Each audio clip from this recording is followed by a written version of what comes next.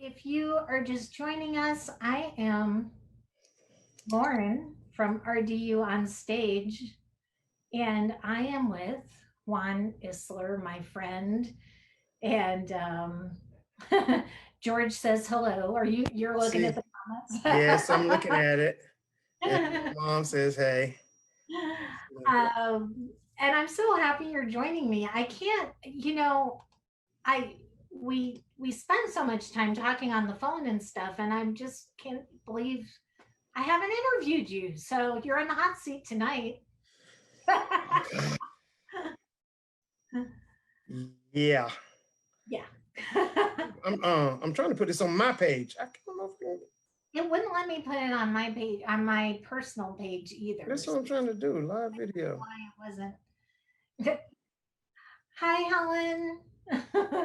I wrote you a letter, an old fashioned handwritten note. Oh God. All about your crazy son Juan. um, anyway, if you are just joining us, this is Juan Isler. Juan is a sound designer and actor and the founder of TORN, which is stands for Theater on Racist Negativity, and we'll talk about that as we get into it. But and Juan, I'm going to just jump in. When you and I've had conversations, the one thing that has surprised me the most about you and getting to know you um, is that you started acting like 6 years ago. So, what brought you to acting and performing? Um, a young man by the name of Noah Anderson got me started. My one of my nephews, my church nephews, I call them my nephews. They might as well be my nephews. They are around me enough to be that. Um, and I thought I was going to pick him up. And what I was going to do was audition for a play. And I wasn't aware I was really auditioning for a play. And I went in and I auditioned and I got the part. And so I went to rehearsal and it was at RLT. It was called Miranda and Brother Win. And I did that play and I thought, oh, well, this was nice. This was cute.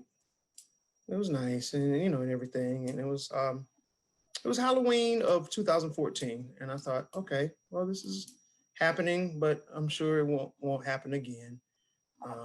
And I did that and I thought I was done with theater. And I said, well, I had the experience. So I probably will never get the experience again. So, that's where it started. Did you do sound design before you began performing, or did sound design come first? No, performance came first. When I started started performing, um, I did that first play, and I didn't do anything else for probably another 5 months. Mimi Cowens, who's now Mimi Taylor, she does lottery on WRAL. She asked me to perform with her because she was competing in Divas, and I performed with her. And then they were looking for someone to play the preacher in The Color Purple, and she asked me to be in that. And at that point, that's when theater started for me. Instead of it being every 6 months or 5 months or 2 months or 3 months or whatever, it just started being constant. That's when I really started acting, but sound didn't come for another 2 years.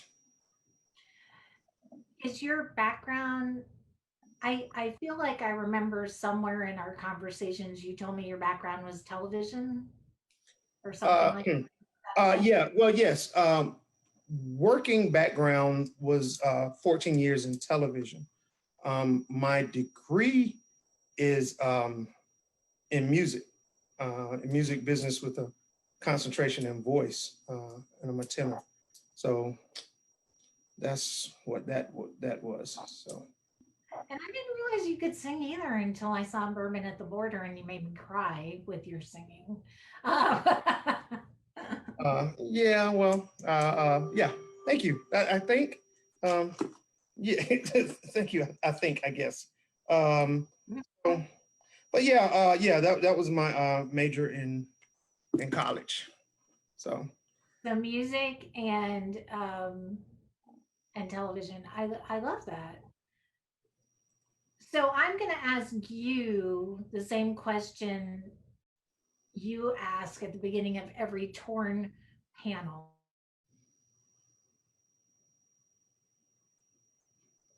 okay. Did Lauren freeze? I believe Lauren did freeze, which is funny to me. Yes, she did freeze. Lauren, I think you froze. Go out, come back in again. Because I already think I know what the question is, but I'm gonna let her ask it. If she can get out and come back again.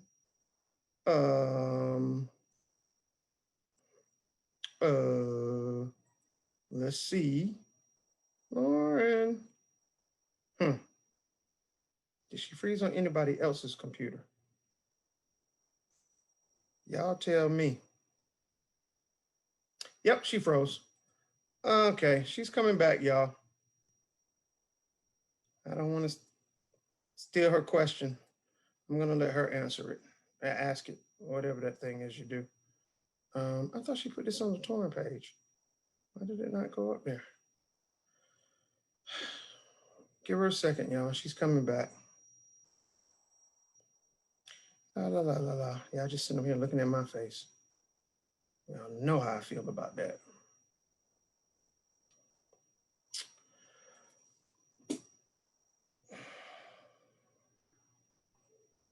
Who said? Okay, now I'm going back to. Okay, let me see questions. Uh, yes, this is Josh from Call and Response. I'm just reading some of these. So, Kevin, yep, I met you at RLT Divas. Open the floor to questions. David, what do you want to ask? So much anticipation. Yeah, it's frozen. Yes, mine too. He actually started music and acting. My mom says I started music and acting at age 2. Somebody get my mama off this question and answer thing. She telling stuff she not supposed to be telling. Juan, when did you discover your passion for music? I just been answering questions while you would get back on. When did you discover your passion for music? My mama just told you too, if not sooner. Uh, she just logged back on. And then I got some people that are on my page. So who is this? Tim Lockley talking about singing us a song. Nope, we are not doing that. This, did you hear the scraggliness in this voice? Oh no. Lauren, ask your next question, please, quick. So so just for me to catch up, you started singing at the age of 2? My mom said, look at that's what my mom says. My mom, interesting story. Since my mom has become the star of this thing, and David Jones told me not to kick my mom off the porch. My mom says that at 9 months old, I started walking and started talking. And then I guess my brain kicked in and I decided that I wanted to stop doing all of the above. So I stopped talking and started pointing to what I wanted and stopped walking and wanted people to pick me up. And everybody would, except for my mother. My mother's like, no, you can walk and you can talk. And if you want it, you're going to ask for it and you're going to go over and get it. And I did. And I had to. Didn't have a choice. So, yeah. So that changed. But yeah, my first record player that I can remember, the first record player that I think I had was a Mickey Mouse record player, and the needle was his arm. And So like colorful, like red. I had like red and blue records, and the needle went into the groove of these little, no. This was Okay. a real record player. It was It real. played real records. Okay. Yeah, it was real records. And Lord. so I couldn't read, but I knew, my mom said I knew the A side of the records. So like it'd be a Jackson 545, and I would know, if not the A side, I knew which side I liked. I don't know how I knew, but I would put on the side that I whatever side I liked, and I would be able to dance to this. I would sit there and dance to the side of the record I liked, and I would always put on the side of the record I like. I don't know if I made a mark or something on it or what it was, but that's, yeah. But you had asked me what you said. You want to ask me the question that I always ask. The question that you always ask at the beginning of Torn Quick panels is, how do you identify? I identify as an American. And said in Torn panels that most of the panelists get this question wrong. So Yes, they do. so Yes, if they you do. sit on a Torn panel, that might be the right answer, unless Yes. you are actually African American or Native American. Mhm. So, yep. Do you you know, I spoke to Sonny Kelly a few weeks ago about The Talk, his play The Talk. And um I realized during that conversation and conversations in my neighborhood this weekend, I never really had to have a talk with my children like that. That's part of white privilege. That is white privilege right there. Do you remember if and when your mom had the talk with you for the first time? Yes. And it may not have been the first time, but the first time I remember was when she came to pick me up um, after school, and myself and my cousin were waiting on her, and we got in the car, and I didn't tell her, but my cousin was in the car, and she told her that I was in kindergarten. Second grade white boy had sat on my chest, and he had called me a nigger and said I belonged on the ground with the roaches and the dirt, and that's where I was supposed to be. And I didn't say anything because I really didn't understand why it was happening, and I thought it was something that I did wrong, and so I just said I must have done something. So I just didn't want to get in more trouble, so I kept my thoughts to myself. Um, and sorry, and wait a minute, that didn't do what I thought was going to happen. Didn't happen. And so when my mom whipped the car around and she went back to that school, and she got out of that car and she told him, under no uncertain terms, was he ever to do that to me again, and told him who he was, told him who I was, told him who he wasn't, and that she didn't care. And then she had a long talk with me about who I was and who they thought I was and who they wanted to treat me like, or what they wanted to treat me like. And so, yeah. So do you remember, I mean, I'm guessing you remember this incident because you're telling me about it. Do you, so when you see the images like George Floyd on the news, and that certainly wasn't the first time What they wanted to treat me like. reality like that So, yeah. on television. Hold on one second. So do you I'm getting feedback. Hold on. I mean, I guess. Okay, go ahead. So when you having had that experience, when you see something like what happened to George Floyd and all those awful images and his killing and a policeman standing over him, basically holding him down on the ground. What's that do to you as a black man? I know because I've watched all those torn panels, but for those people who haven't watched the torn panels. Um, at first, um,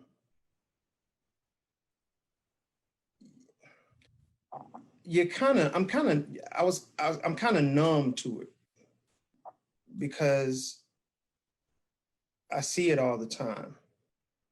And when I first saw it, I'm thinking, well, he's eventually going to move his knee.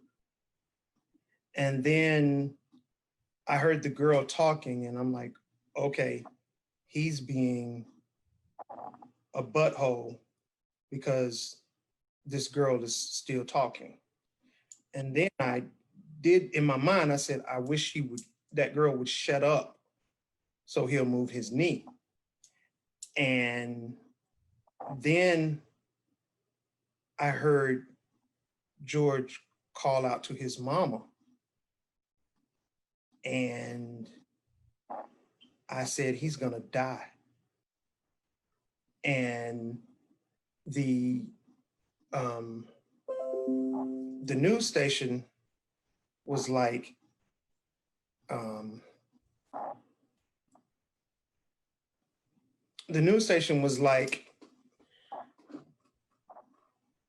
at that time was saying, you know, they put him on the ambulance, on the stretcher, and he died when he got to the hospital.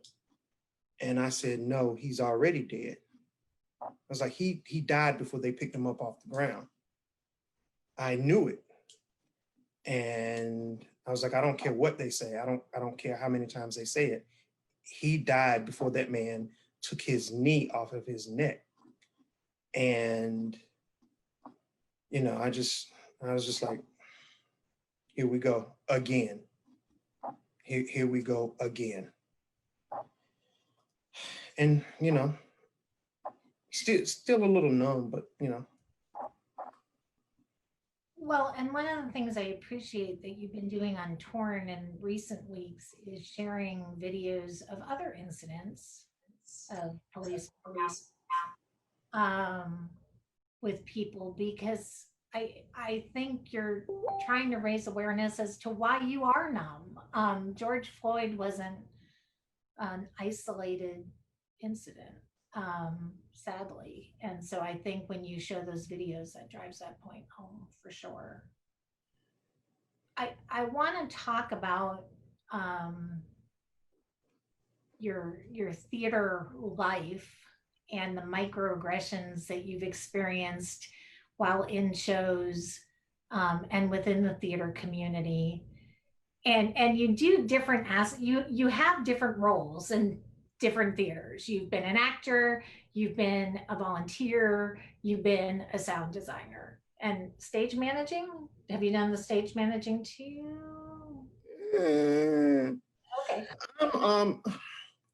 I've always I've always said, when it comes to me and work, I think I'm probably a little schizophrenic, because I start doing stuff, and a lot of times people think that I'm doing stuff because one or two things. A lot of times they think, okay, well, he's just talented and he's expressing his talent, or he's trying to be a show off or a know-it-all. No, especially in theater. After we have done the same scene over 12 or 13 times because somebody isn't doing something right, I'm tired of doing it. And I just want to stop doing it over and over and over again. So I'm like, what is it that we need to do to stop doing this? What was your question? I forgot that quick. So, well, you've worn these different hats in your life. So I want to start with the work on stage. When you have on stage, let's talk about the acting side of this first. Okay. And the What microaggression. kind of microaggressions, macroaggressions, racism have you experienced when you've been cast in a show, from the audition process to closing night? You you know what? I I honestly have to say, um, on stage, it's not as bad. Lately, in the last few years, I'm the exception. I don't think I'm the rule. I'm not the exception because I'm better than anybody else. I'm the exception because of this mouth, because I don't have a problem voicing my opinion. Um, and the average person would say, well, then what is my point for doing this whole torn forum if I don't have that problem? Um, I do it because there's someone else that does have that problem, and I don't want them to have that problem at all. So not everybody is this bold to say this stuff. Backstage, there were times when that was an issue. Obviously, if I'm in a, if the majority of the cast is not Black, that was a major issue. I've tried in the past to change that issue by being my normally silly self. I know that lightens the load. It makes everybody feel comfortable. Um, where I see it the most is audience members. Usually when I walk into a room full of audience members and before the play starts, look at my mama's comment. And yeah, it does. And before the play starts, and they don't know necessarily that I'm in it, I've gotten let me grab my purse and hold it a little tighter. And, the looks, you know. In fact, one play I was in, this happened. It was in 2016, the summer of 2016. That's all I'm going to say. If you know what play I was in the summer of 2016, it was about a town in, shut up, Vincent. It was about a town in Tennessee. And that happened. And after the play was over with, same set of people came and said something to me. And I thought, that really was unfortunate that you thought that way. I'm kind of glad that I was able to change their mind, but, initially it was just like that, it shouldn't have been that way, but it was. I'm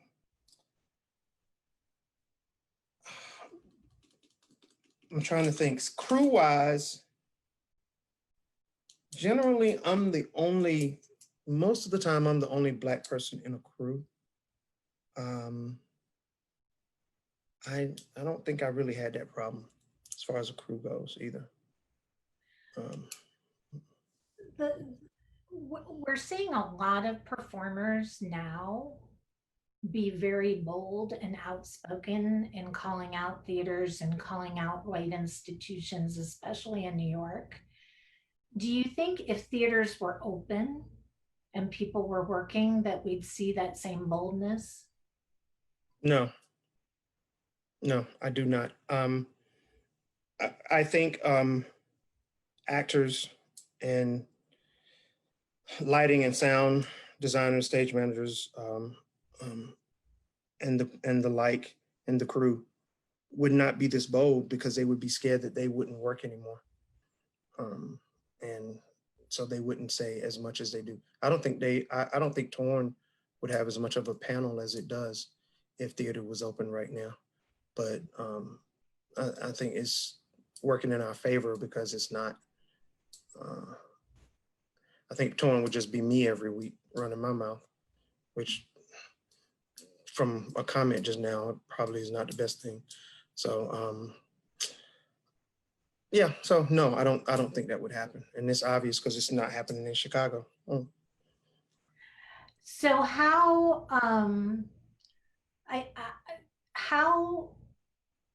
do you I just lost it.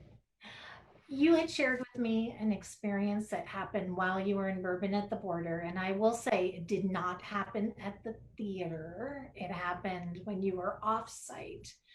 Um, can you share that experience? Because I think there's a lot of people around here who, or you don't have to share that experience. Oh no, Okay. come I, on, you know you I gotta think there's a lot of people around here, I think, who don't, who either are living under a rock or living within their bubble, their white bubble, who say, "Oh, those things don't happen here." So that's why I want you to share that experience.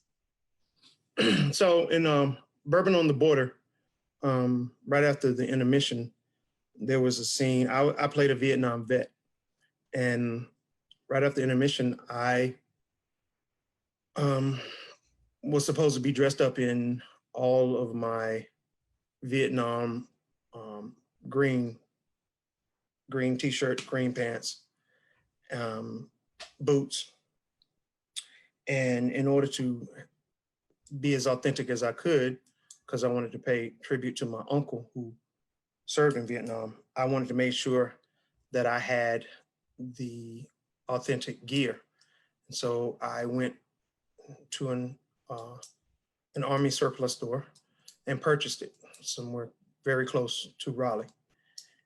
And I didn't know the history of the place that I went. And I went there, I got there, walked in. There were two gentlemen in there. And when I walked in, I said hello, and they just looked at me.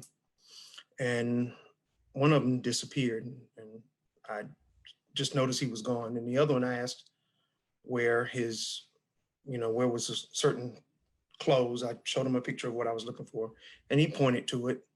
And so I walked over to it, and I said, "Could you help me?" So he came over, and he was reluctant to help me, but he started helping me. And then I told him I needed boots as well. I told him I needed a strap for a gun, and I told him I was doing a play, and I needed this because I needed to look authentic in it. And the other guy never came back.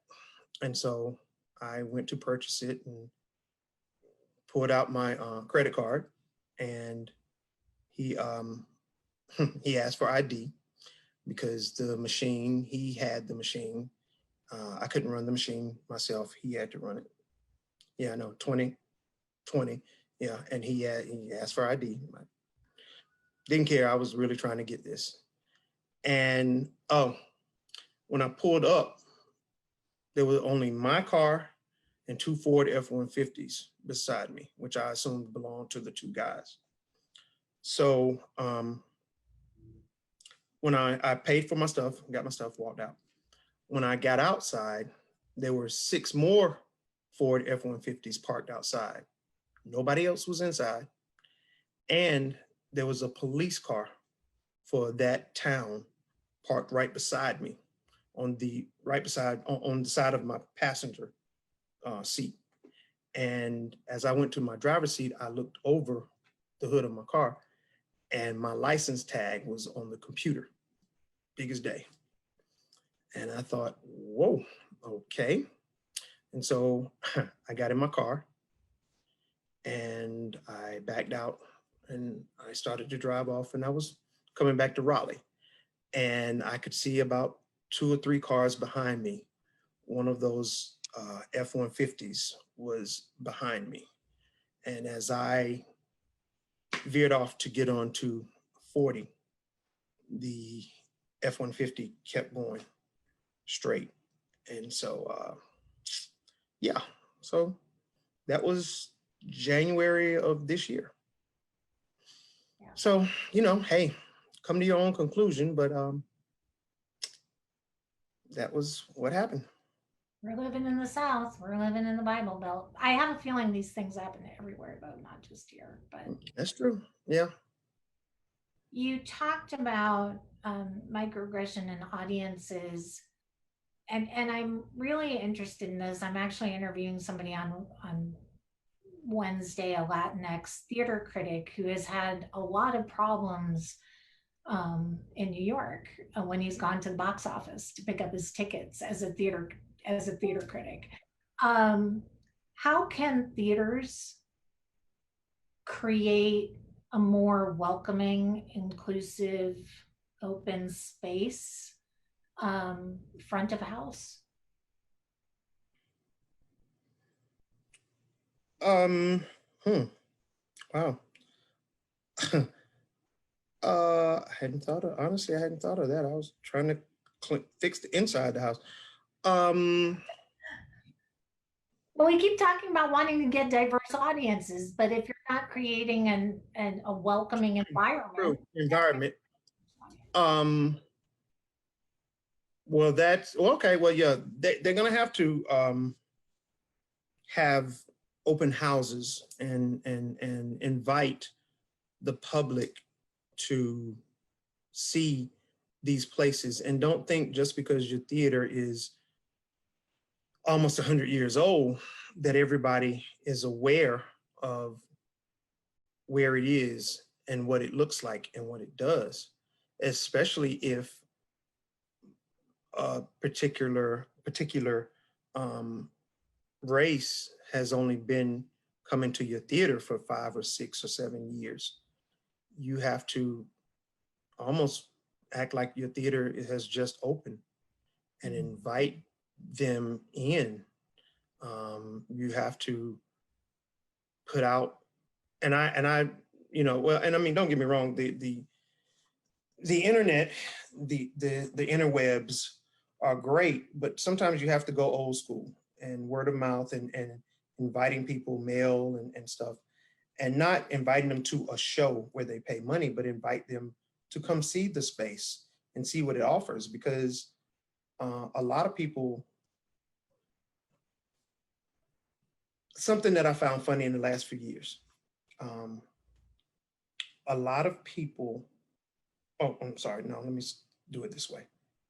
Theater thinks, and this is theater as a whole, thinks that Black people, and I'll just use Black people because I'm Black. Theater thinks Black people don't come to theater.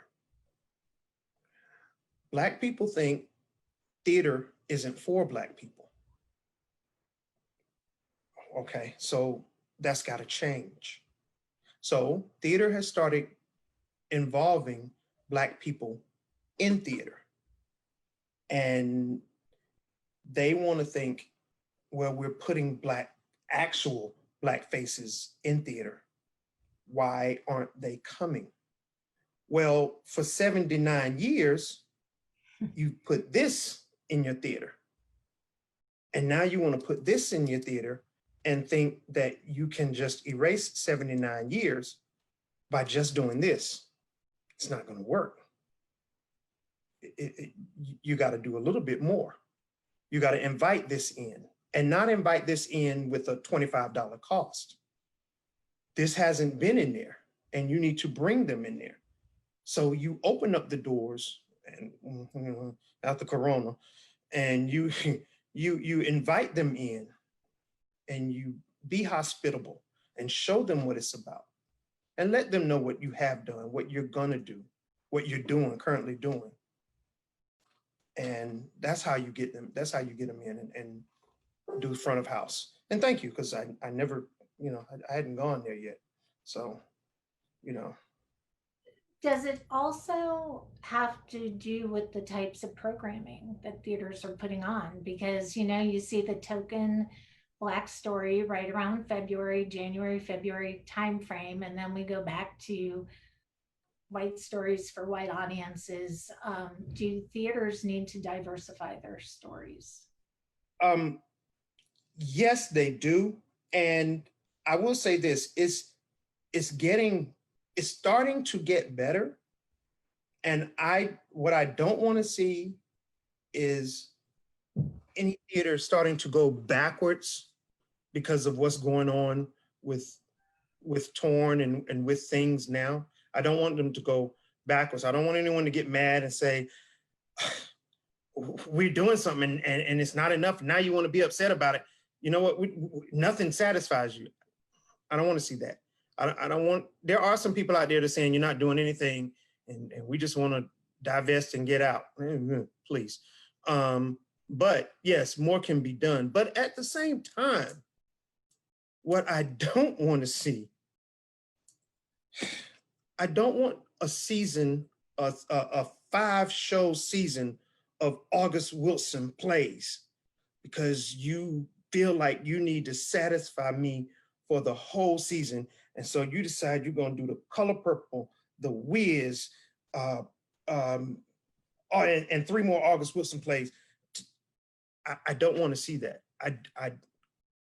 So it doesn't have to be that, but yeah, it does. But it also doesn't have to be February and you're going to do an MLK play. Yeah. You mentioned divesting. There's a lot of artists in our community who've published social media posts talking about divesting from white arts organizations and white institutions.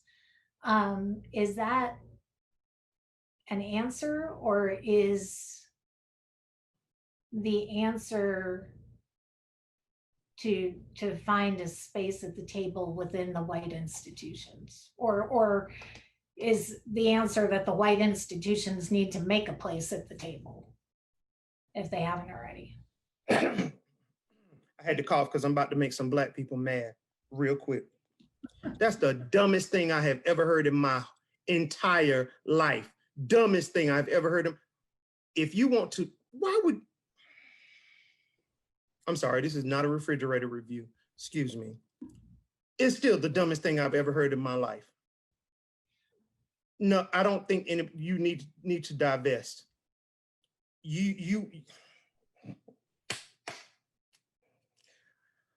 My mouth and my brain are conflicting right now. No, I don't think they need to divest. I appreciate every. We all know you, so you don't have to censor yourself. People are tuned to hear Juan, so. That's true. Everybody's tuned in. No, they know me. So I don't think we need to divest from theater. Okay. The whole purpose of what I want to do is for theater to be theater. When I went to college to be a music major, I wanted to know about music, not Black music, not white music, but music. I'm doing theater now. I want to know theater, not Black theater, not white theater, but theater. Burning Coal. I love Burning Coal because at Burning Coal, I am put into a play because I'm an actor, not a Black actor, not a white actor, but an actor. At Justice Theater Project, where, by the way, I'm the resident sound designer.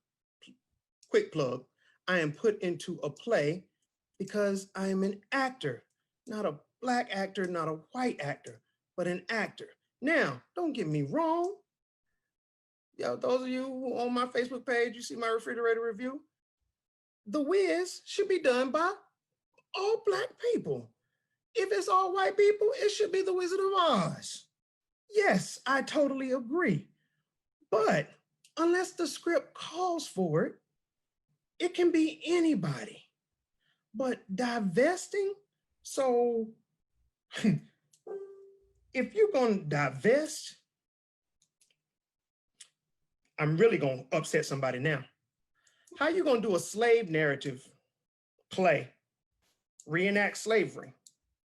Who going to play your slave master if you divest? Because you don't want white people involved. You got to have a slave master. You going to have a Black slave master? I'm confused. And as an actor, because I've only been doing this for 6 years, I didn't take classes. I didn't go to school for this. My teachers were the people in theater. And I learned from Black actors and white actors. I learned from a lot of different people. I don't want to just learn from Black people. I want to learn a lot of different things from everybody. I want to take a little bit from everybody because that's life. And that's how we prosper around here. If we're in this country, that's how we're going to prosper. In our everyday life, you interact with Black people as well as white people. And that's just it. So if you want to be in a theater where you want to divest, goodbye. See you. Go on about your business. That's not what this is about. I don't see it. So I'm sure I'm losing a lot of people. I'm sure my name is Mud. Good. That doesn't matter. Go ahead, Lauren. Sorry. What does it, listen, if you don't start, being Juan and doing the Juan thing, I'm going to make you put the computer on top of the refrigerator and talk to me from there. So, what does an anti-racist theater landscape look like? This question came up on Torn's Facebook group a few weeks ago. And is that even a realistic goal for theaters to have? Yes, it's realistic to have an anti-racist theater. Um, hmm, um, Sorry for the dings. Can you hear the dings? I can hear the dings. Um, it's people watching the show. An anti-racist theater. Yolanda asked me this question on Torn's Facebook group a few weeks ago, and it sparked a good conversation on the Facebook group. But I don't think I've ever talked about this. Well, I'm going to tell you one of my first problems with that question right now is the changing of the word racism and racist. I looked up the definition the other day of the word, and it sounded like a Republican politician answering a question on a TV show, on a news show. You ask them, how do you feel about Trump telling us not to wear masks? And they answer, well, masks were made in such and such country and such, and it's like, that didn't answer the question. And the definition of a racist or racism used to be not liking someone because of the color of their skin, but now it's just so convoluted. So when you say an anti-racism and anti-racist, I almost don't know what that word means anymore. Because I feel like the racists have decided, because that was me, sorry. That's all right, Mama Bert. The racists are tired of being called racists, so they have decided to change the definition to make themselves feel better and to make themselves feel less of a racist. So it kind of scares me to even use the word anymore, because I feel like it's still going to include the racist in it. Like they're still going to be included as a non-racist or an anti-racist. But an racist theater would be one that would be definitely equal opportunity for all. Everybody would have the same opportunities, from auditioning, the people that are hired that work there.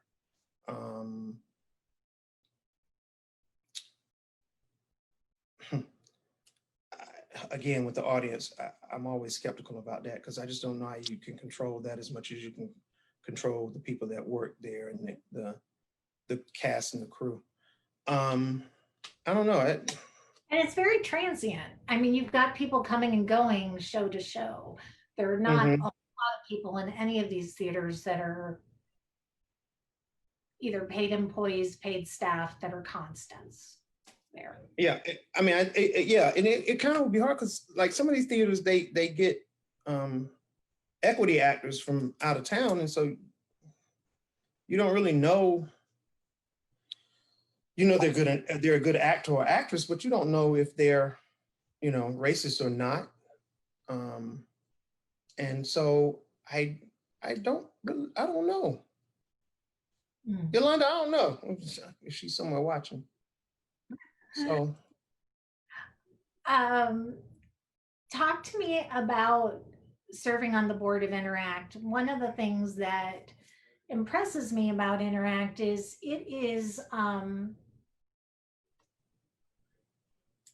I, it is a board that has been diverse. They didn't just become diverse because George Floyd was killed and they decided they needed to do something. They've been doing the work a while. And I appreciate them for that. So, what has your experience been on the board's member side? We talked about backstage, front of house, on stage. How about as a board member volunteer? um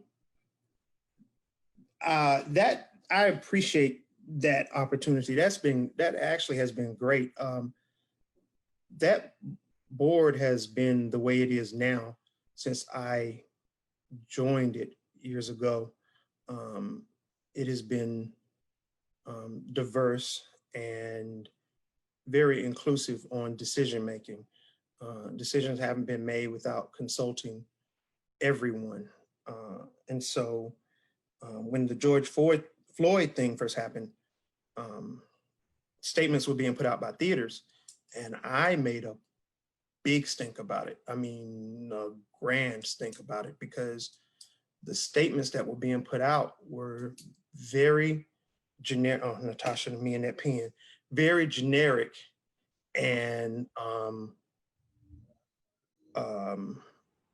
very well rehearsed statements, and they weren't heartfelt. And And a lot we of them got were written by white people. yes, with no one of color involved in the writing process. And we got together at Interact, and um, the artistic director made sure that there were people of color involved because the board, at that time, the board had, well, it's still the four or four, three, four, five, four or five. I can't, yeah.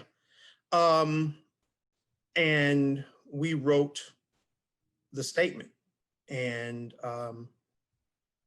the problem I had, excuse me, with other statements was that they started with the theater's name. And I thought, wow. And ours didn't.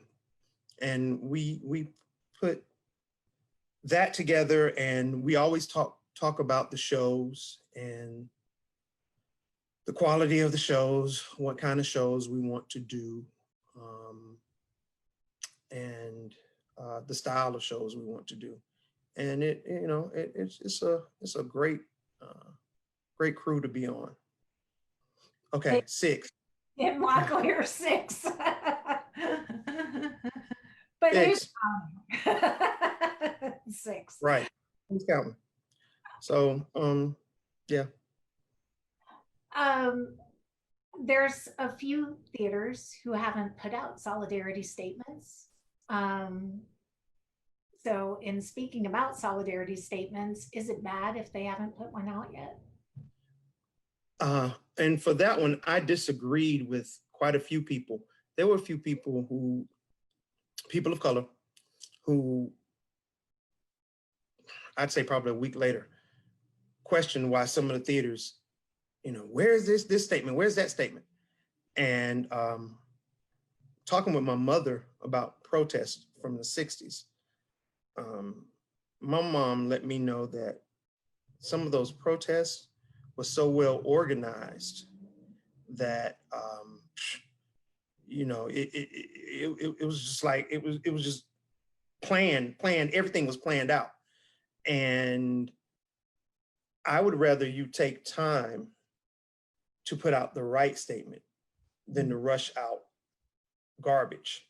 Now, it's been 2 months now. If you ain't put out a statement now, okay, that's a problem. Now that's definitely a problem.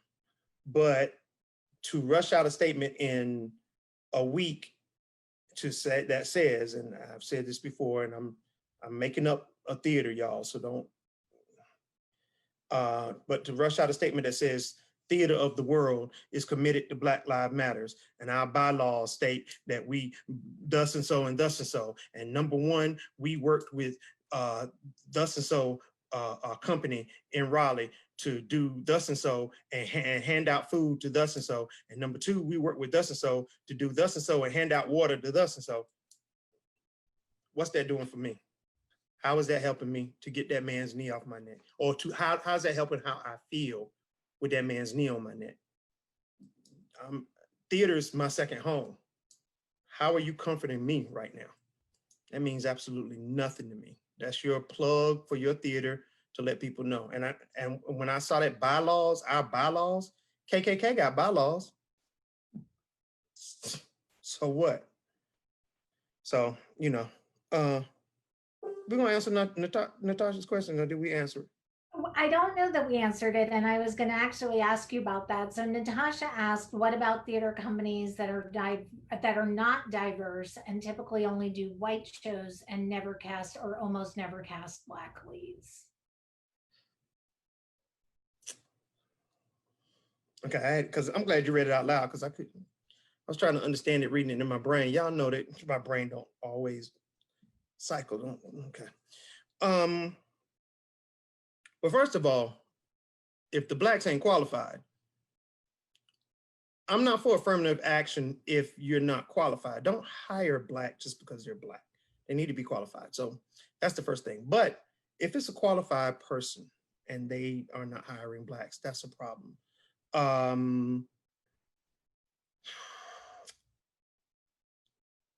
Do we have some of those in Raleigh? Just being honest. If we do, then yeah, that's a shame. I think that is wrong, very wrong. And I think that this is the time, while we are in this, that needs to be addressed and they need to be called out. I'm all about doing that. I think a discussion needs to be had with someone from that theater quickly. And I'm all for the discussions, because like I said, a lot of times what I see end up happening is they get wind of it, they get upset, they try to do a Black show, it's not successful, nobody comes because nobody's familiar, no Black people are familiar with that theater, or Latinx people are familiar with that theater, and the show flops as far as sales go, but they go, see, we tried to have one, but nobody came, so we're not doing it anymore. But if a discussion is had and everybody talks instead of pointing fingers and yelling, then maybe something can happen. Yeah, and I again, y'all know my one weak point to talking here tonight is that whole divesting thing. I got issues with that, so I ain't talking about that. I'm not going there. Okay, go ahead. But conversely, I mean, you have shows like the Scottsboro Boys at Theater Raleigh, so well Mm-hmm. done. In my opinion, probably one of the best productions in our area last year. And they did very well. It was a successful show. They got great reviews. And I don't know that they sold out, but they sure sold a lot of tickets. Mm-hmm. Um, so when you have a show that sells out, why not? Now, Theater Raleigh, they're doing Piece of Clay and they're doing other things. So I'm not talking about them specifically, but if you have a theater company that has sold out a show, it seems like they're still giving the argument that, oh well, see, that was a fluke, that was a one-off. If we do another show or we do a series of black shows, it may not sell. So I hear the argument kind of both ways, because if you judge by some of the success of some of these shows and productions, Caroline or Change at Justice Theater Project, I mean, Color Purple is a very popular show. So when you do these shows, if you have a sellout, to me, the theater should go, oh, I get it. Okay, people are going to come and see. So, but I'm still hearing that, oh, no, we're still not going to take a chance. We're still going to do our one show a year. So that's the piece of it I don't understand. If a show wasn't selling, that I can kind of wrap my brain around. But when a show does sell and you have success, then what? Then what? I mean, why not keep doing it? Because their biggest donors, when you open up the program and you see the donor page, the platinum donors and the gold donors and the silver donors, and the we're the plastic donors. We're the ones that come and give the plastic when it's time for the show we want to see. Well, because we're not the gold donors, the black folk aren't the gold donors. We get out. You got your one show, now go home. So do the patrons, do you think, have the power to tell the theaters the kind of shows that they want to see if they want to see more diverse stories?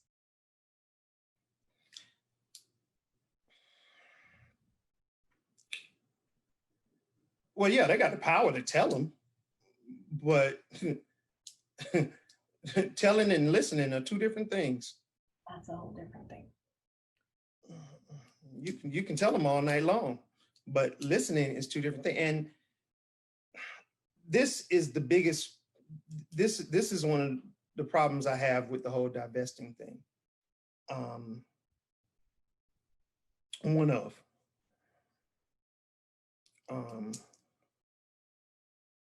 the black shows that are good, that get done at a divested black theater, most of the time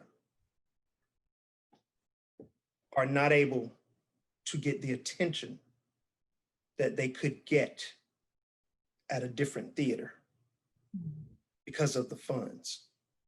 And that's not necessarily the black theater's fault.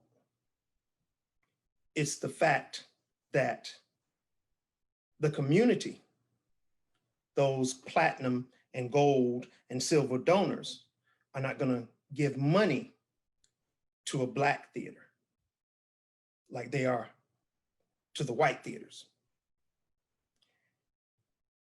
And to automatically say that you're going to divest hurts your chances of even possibly getting any of that money. Now, I'm sure they haven't gotten any of it before, but at some point and at some time, somebody might get some. But if the statement you're putting out is you are divesting, you've already cut your own nose. Mm-hmm. And the white theaters, or as they like to call them, the white theaters that I've worked at, they all in some way work together to make sure they keep going. And so you're divested over here, struggling. And these white theaters over here are in some way working together to keep themselves going.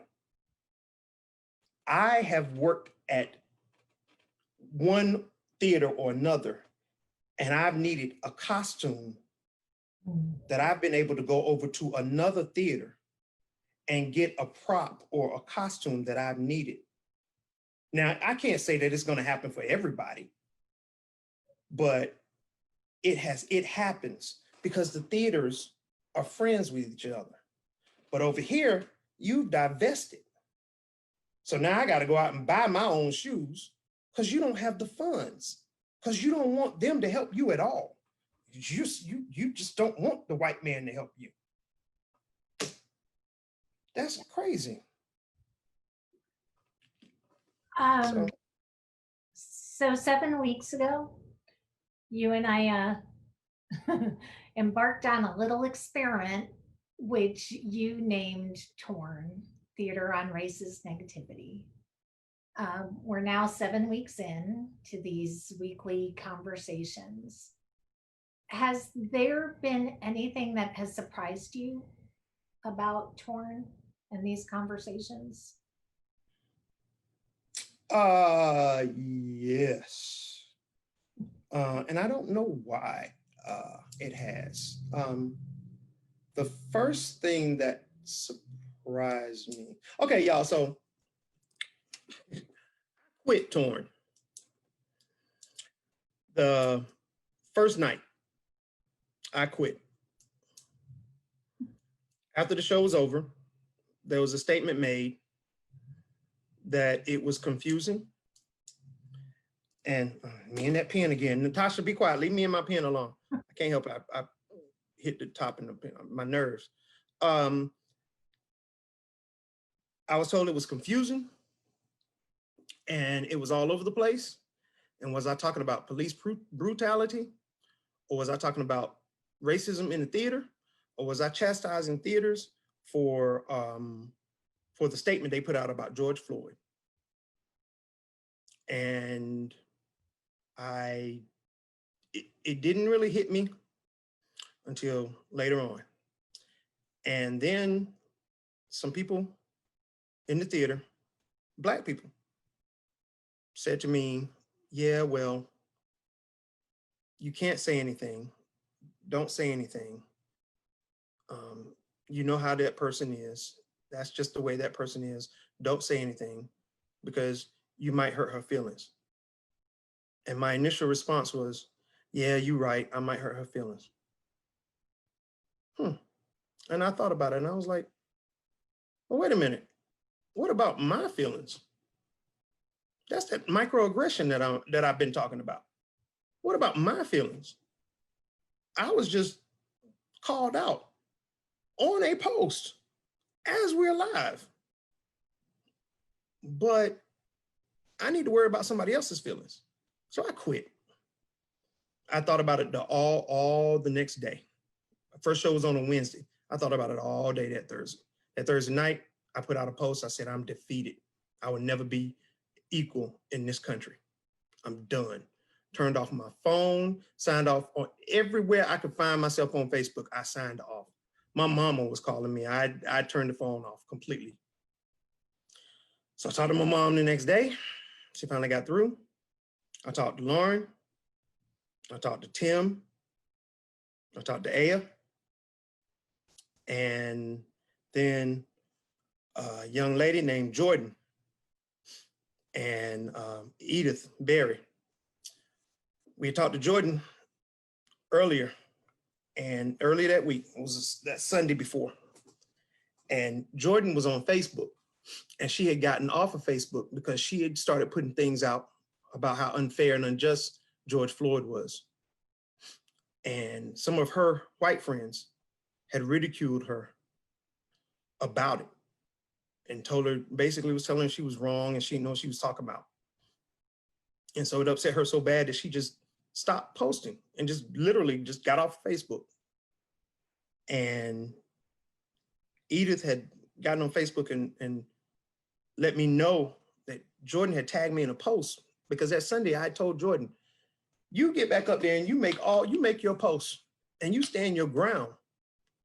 And if your friends got problems, you send them to me, because you got rights. You Black and you proud and you stand strong.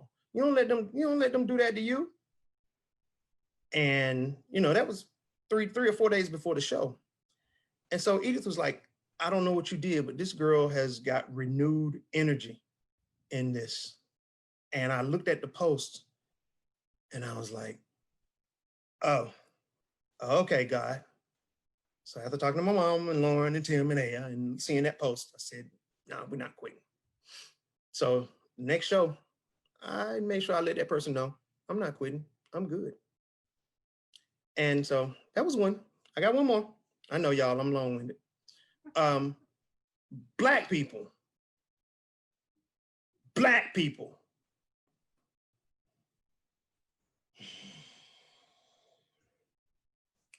So, Black people, I guess they realized that they couldn't get to this mouth. And Lauren is right here beside me, right there to y'all. They decided that they would contact Lauren and more or less, to paraphrase, because it was more than one, tell Lauren to shut me down. But let me let y'all know something. Y'all got the wrong one. That ain't the one y'all want. Because Lauren was, because when they first said it, I was like, well, Lauren, what you want me to do? You want me to stop? It was like, go. You sure? Because once you open this can, it's made of aluminum. You can't reclose an aluminum can once you open it. She was like, do what you do. Okay. So those are the two things that really shocked me. Sorry. Okay, you can go ahead. We've been, as you know, we've been contacted by other cities to replicate the conversations in those cities. And what we found out most recently with a Chicago group of actors is that we were running into a lot of barriers and we weren't successful there. We couldn't do it in Chicago. If there are theater companies watching or platforms like RDU on Stage that want to launch their own conversations about racism or racism in the theater community, what advice would you give to them? And what is it about what you're doing with Torn that has been so effective and successful here? What makes it work? I mean, I have my ideas on what makes it work, but what do you think is making it work? Well, first the advice. Get your own. We've been through enough with trying to help people, and no, that's a lot. No, the advice that I would give them is to definitely. Well, I didn't search hard for a formula to get this to go. I just wanted it to be honest and to tell you all, when Lauren first came to me with this, she wanted to do it, but she knew she didn't want to do it herself because she wasn't Black, which I think is like, just admirable. And that was the first step. And she did ask me, she said, can you get an all Black panel together? And I said, I don't want that, because I want it to be a discussion, and it needs to be a discussion. I'm tired of seeing all Black panels discuss Black issues. You're all Black. You already know Black issues. What good is that going to do to discuss Black issues with other Black people? you're getting nowhere. And then it's also a learning process for everybody, including the Black people. And so I wanted to start there. I wanted to go there with it. And so that's definitely where I would start. What was the second part of the question?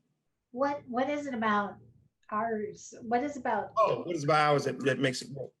One of my goals is to make everyone comfortable, because it's a bit nerve-wracking, because I usually try to have one artistic director up there. And before we start, the first thing I say is, you're going to tell what you do in theater, but you are not that theater person. And so don't come up here thinking you're that theater person. So you're not coming up here being an artistic director or a director. You're coming up here being a person. And I think with that first question that I asked, it kind of frees everyone up, and they go, oh, wait, it makes everyone think. So I want everyone comfortable to talk. And I don't ask finger pointing questions. It's not a finger pointing session. It's a discussion. And we don't have enough of those. It's always about pointing fingers and blaming somebody. At some point, somebody has to talk. Would I have Trump up here? I doubt it, because I would start pointing fingers. But at some point somebody's got to talk to somebody. So, Well, and what I appreciate so much about Torn is that the biggest difference between what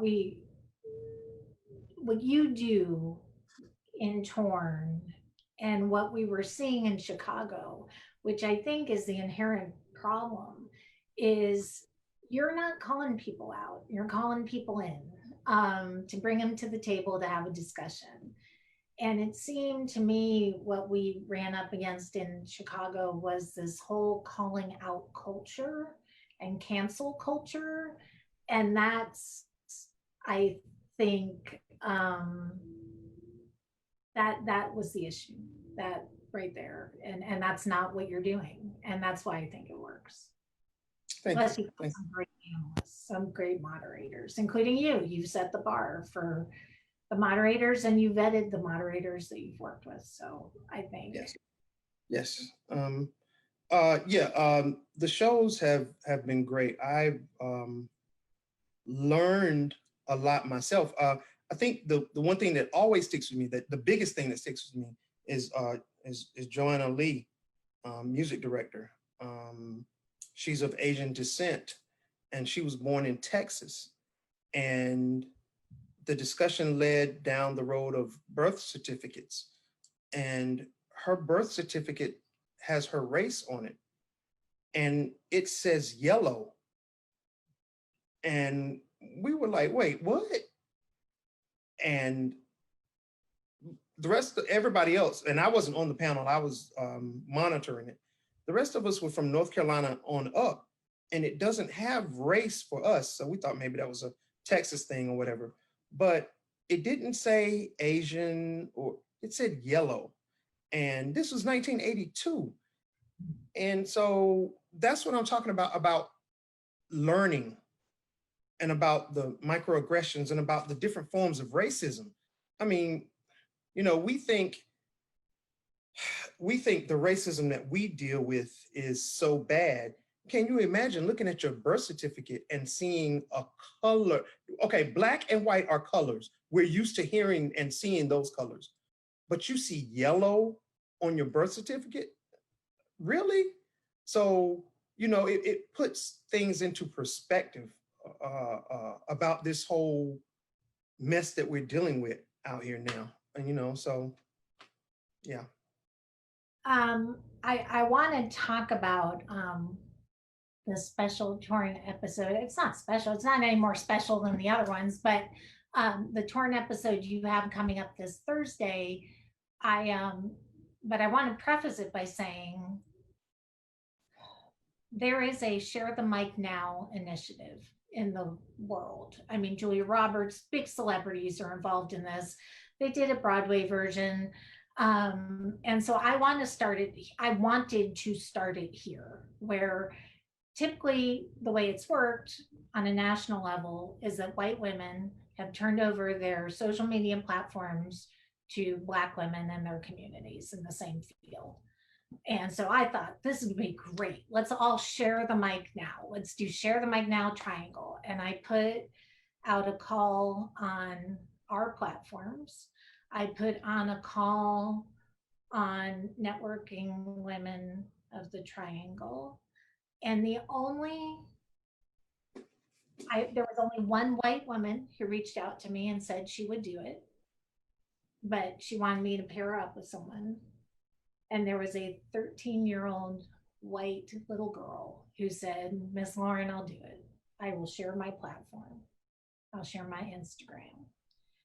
And when that happened, I thought, the kids are going to lead the way. The kids are going to do it. I can't get a grown up to do this, but I didn't have to ask but 3 seconds before a 13-year-old told me she'd do it. So talk to me about Thursday and what you're going to be doing. Thursday, I am going to moderate with kids between the ages of 13 and 18, 19-year-old. I'm going to be asking them pretty much the same questions that I asked the adults. And it's going to be interesting to hear their take on all of this. And I really thought a lot about the questions, because I said maybe they're, because of their age, maybe I shouldn't, but they can look out their window and see the same thing we see. They've seen this George Floyd stuff over and over again. They know social media better than we do.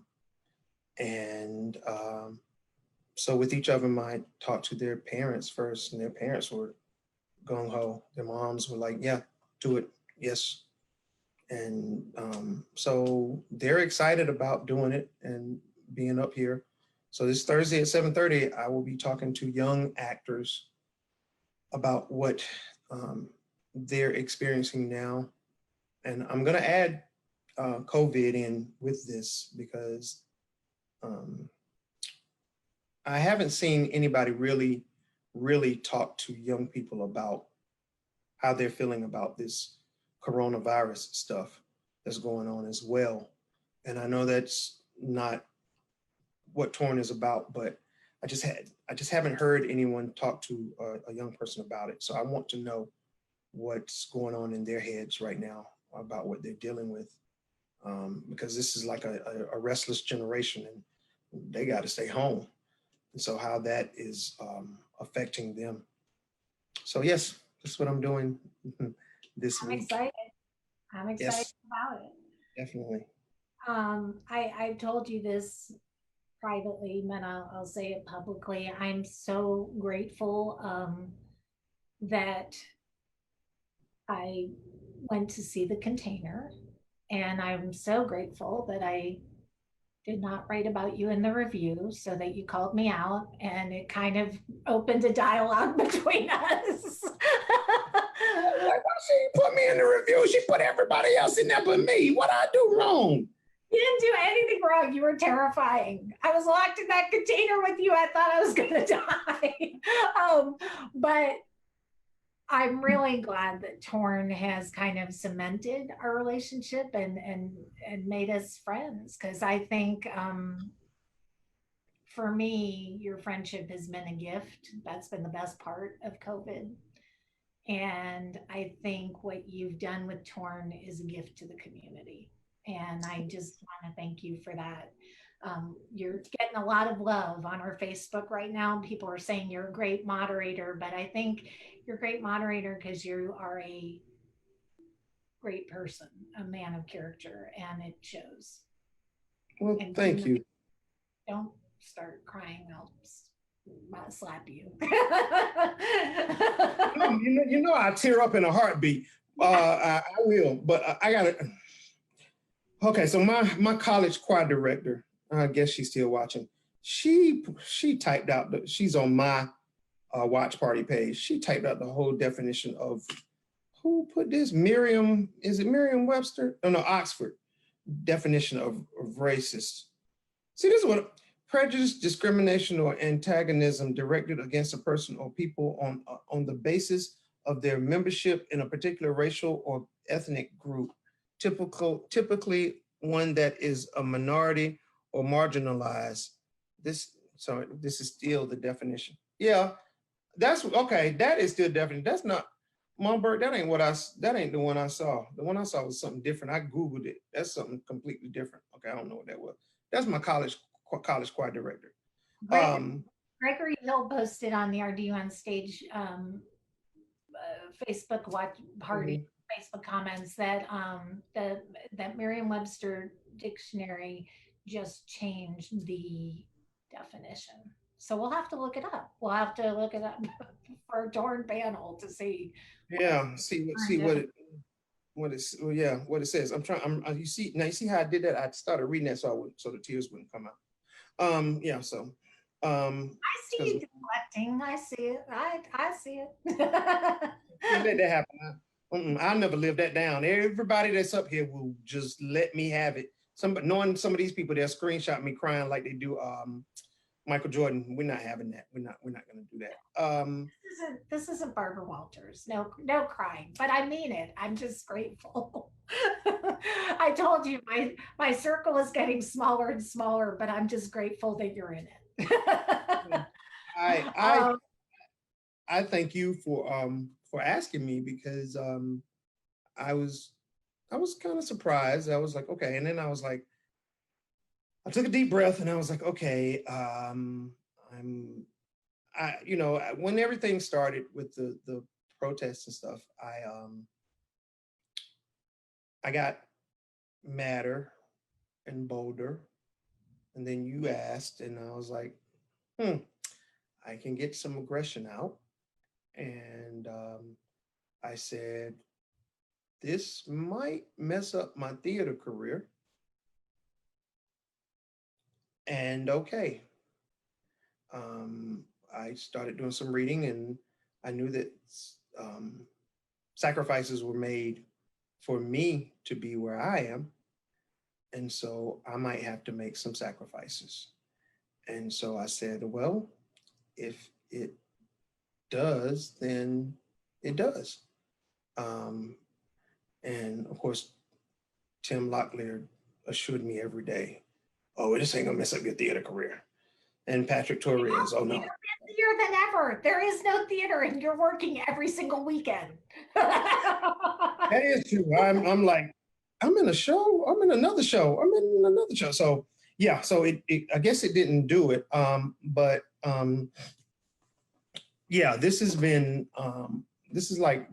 great. And I know Corona has been the reason that this is happening, and I hope it doesn't stop. There have been some that say, it's going to stop, or they're probably surprised that it's continued on as long as it has. And I'm glad that it has, and I'm glad it might seem like it's going slow to some, but it's been over 400 years for us to get here. It can't change overnight. And for those of you who think it can change overnight, let me know how. Because we are programmed to accept a lot of the things that we accept, and we need to be deprogrammed, and we just can't be deprogrammed immediately. So we have to relearn how to be who we used to be and who we should be as people. not even as a particular race, but as people. We As a should human not. race, as humans. Exactly. White people need to learn how to be deprogrammed as being the aggressor, and we need to learn how to be deprogrammed as being the aggressee. And we can't help it. And a perfect example was what I was when I agreed that I shouldn't say anything because I might hurt that woman's feelings. I agreed to it at first, and I thought, what is wrong with me? So yeah. So Well, anywho. Thursday night, I hope everyone will tune in to Torn to hear you interview the kid or hear you have moderated discussion with the kids. And then if you are watching and you haven't joined our Torn Facebook group, I would encourage you to join our Torn Facebook group. Juan and I post regularly, and there's some great conversations on there. It is a private group now, just for people who live in this state. So I hope you'll join us there. And tomorrow morning, I interviewed the First Lady of North Carolina last week, and we had a great conversation. Um, and we did a video and we did an audio version, and sadly the video version didn't there were a lot of technical difficulties, so there won't be a video as promised with our first lady, but I will be dropping the podcast tomorrow morning so you can hear the audio interview. So please tune in for that. It's a great conversation. She loves the theater, and so does Roy Cooper. So you can hear how the theater and the arts have been a part of their lives. And what are you looking at? My grandmother just joined. She late. My grandmother just joined. She late to the party. Okay. Okay, she can rewatch it. Be nice.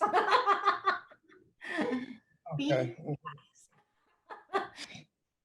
Okay. Grandma, it's okay. It'll be, you can watch it from the beginning when this is over. I call my grandmother Ma too, because she raised me also. Hey Ma. Okay. Anyway. Well, Yes. thank you for doing what you do. There have been many times on this journey we both have wanted to quit, and we've kind of lifted each other up through it. So we're just going to keep going Yes, until we are. until something changes, which Yes. Yeah, exactly. Exactly. Oh, let me plug something. Okay. Go to my page, watch refrigerator reviews. I do them every week. And it's not me reviewing a refrigerator, okay? That's not what it is. But just go to my page and watch refrigerator reviews. It's a public page, so if you're not my friend, go there anyway and watch a refrigerator review. You'll enjoy it. Just go to my page and click on videos, and it's in the video section. Refrigerator review. You can see them. They're all up there and they're dated. Refrigerator review. They're really funny and enjoyable. Everybody should watch them. I'm going to put I think I just shared your Facebook page in the group. So anyway, thank you everyone for watching. Have a good evening, everyone, and I'll see you hopefully tomorrow morning. You'll tune in to my interview with the First Lady, and then Wednesday, Alex Lewis will be interviewing Hope Easterbrook from Hamilton, and so that'll be really exciting. So yeah, we've got a good week, and then Thursday we've got Torn. So yes. We're busy. All right. Juan, I appreciate it, and I will see you soon. Just stay safe and healthy. Thank you. You too. All right. All right. Bye-bye. Bye-bye.